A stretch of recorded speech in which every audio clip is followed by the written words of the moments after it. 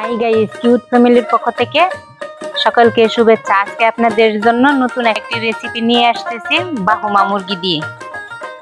দেখেন আমার বাহুমা মুরগি। বাহুমা মুরগি কিভাবে রান্না করতে হয় তা আজকে আপনাদের আমি দেখিয়ে দিব। মনে রাখবেন, এটা কিন্তু বাহুমা মুরগি। আম্মু, হ্যাঁ যে বলো। আমি মুরগিটা যে আপনাদের দেখিয়েছি, সেই মুরগিটার মাংস দেখতে এরকম। এটা হচ্ছে, এই মুরগিটা হচ্ছে বাহুমা। দেখেন বাহুমা মুরগির মাংস কিরকম দেখতে, একটু কালচে কালচে ভাব আছে।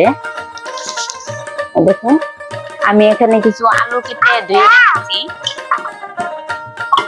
দেখেন এখানে আমার গরম মশলা সবকিছু উপকরণ বাইটে একসাথে রেখেছি।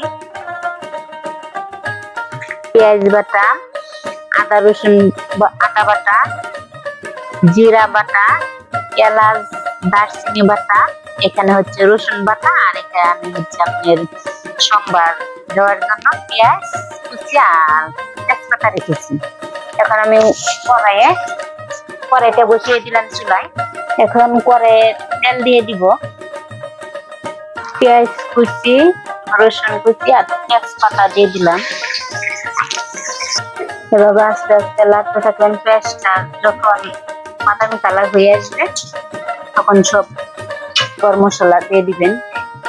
দেখেন পেঁয়াজটা হয়ে আসছে। এখন আমি এটা একটু পানি দিয়ে দিব।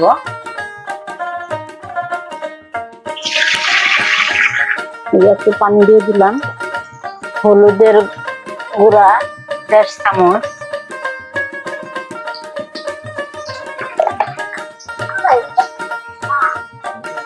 মরিচের ফাঁকি 2 চামচ।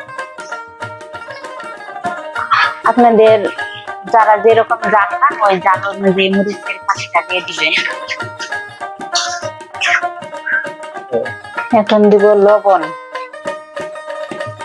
স্বাদ মতো লবণ দিয়ে দিবেন।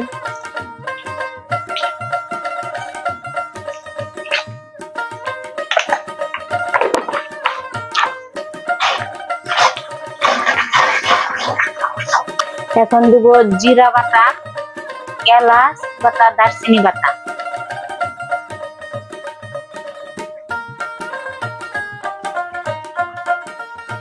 পরিমাণ মতো জিরা বাটা দিবেন।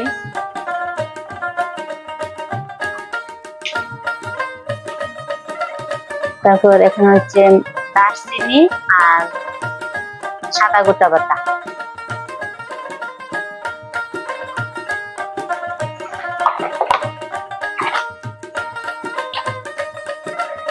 এখানে হচ্ছে আদা রসুন বাটা।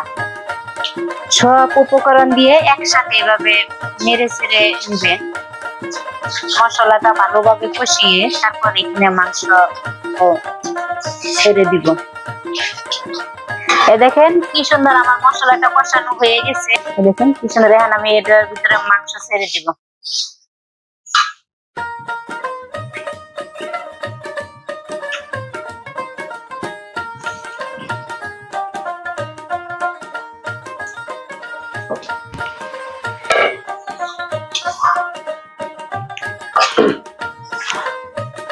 মাংসটি এভাবে আস্তে আস্তে নেড়ে ছেড়ে দিবেন।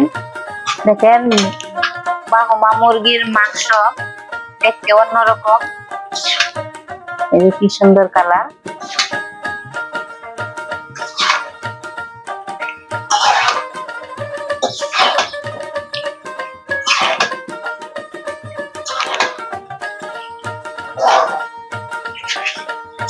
পুরোটা এভাবে ভালোভাবে মিশিয়ে এখন আমি ঢেকে দিব।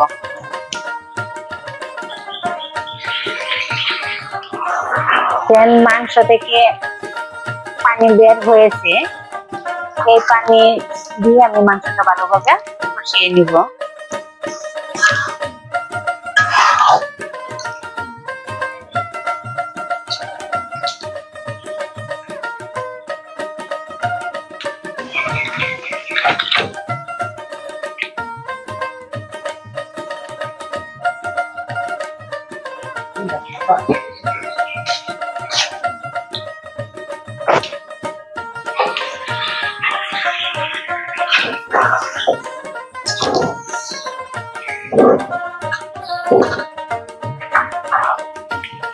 কষানো হয়ে গেছে।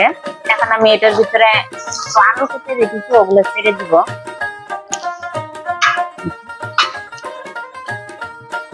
এই যে আলুগুলা দিয়ে দিব।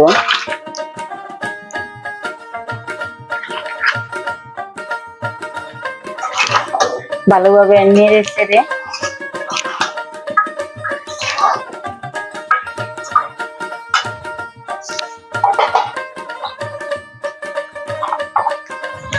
এখন আমি পেঁয়াজ বাটাটাও এখানে দিয়ে দিব। প্রথমে দিই নাই, প্রথমে দিয়ে দিলে দেখা যায় তরকারিটা একটু ছোট ছোট ভাগ হয়ে যায়। এখন দিলে ভালো হবে বেশি।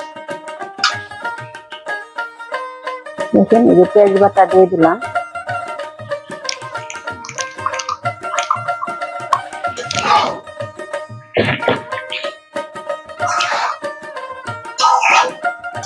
এখন আর একটু ঢেকে দিব।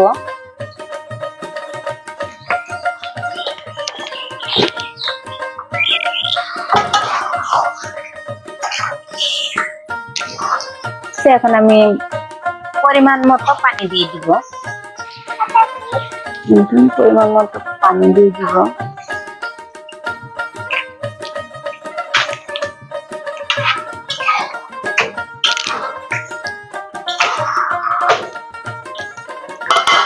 আমি এখন ঢেকে দিব। 30 মিনিট পর আবার ফিরে আসলাম। দেখেন তরকারি কি সুন্দর হয়ে গেছে। এখন আমি নামিয়ে নিব।